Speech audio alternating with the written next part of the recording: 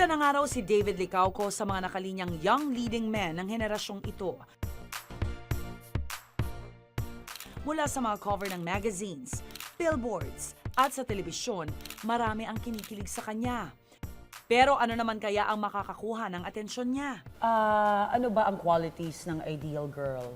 For me, the most important trait is upbringing.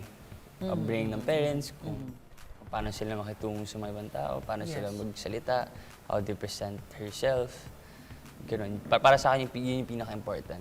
And syempre, maganda, simple, ayoko na ma-makeup. Oo. Parang I woke up like this lang. Yung simple lang, yung parang tsaka hindi masyadong, ayaw mga trying hard na tao, mga ganun. Yes, yes. Mga ganun.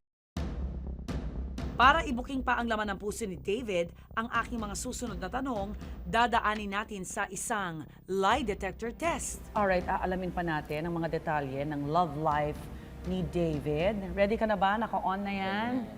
Okay, unang tanong, David. First crush mo raw si Heart Evangelista.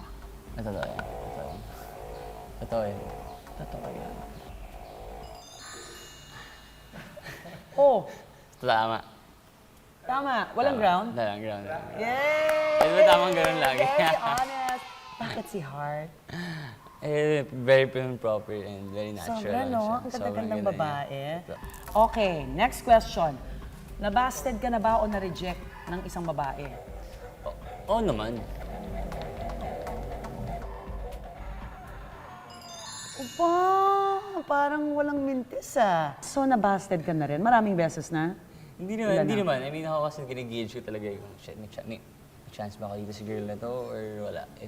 If once na feel ko na, wala, hindi siya nag-reply, okay, wag na. Okay, last question. Ito na talaga. Alright. Bawal ba ang hindi Chinese na girlfriend sa pamilya? Hindi naman. Okay na. Ang tagal Ang tagal na ito. Niloloko tayo na. Ay, ano, meron? Oo, Meron. Yung So, totoo, baka sa'yo hindi bawal, pero sa pamilya bawal. baka ganun nga. Baka ganon. Oo. Pero ikaw, ano ka ba?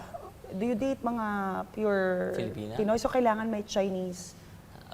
Mostly sa mga nakadate mo, laging may halong Chinese? Oo, kasi ganun lang din yung friends ko eh. Okay, Like, okay. Yung mostly- circle.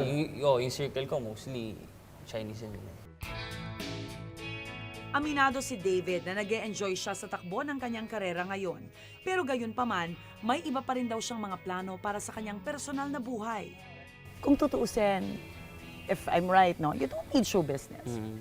You can just manage your family businesses. Pero bakit mo tinutuloy ang showbiz? As of now kasi, I'm still enjoying.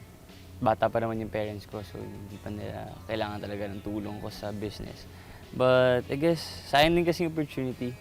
I mean, honestly, at some point, parang naisip ko na, what if mag-business na lang ako? Baka mas mag-succeed ako doon and all that. But then feel ko kasi, kung sa isang career, parang give it 10 years, let's say, acting, give it 10 years, tingnan mo kung ano yung maging career mo in 10 years, gano'n.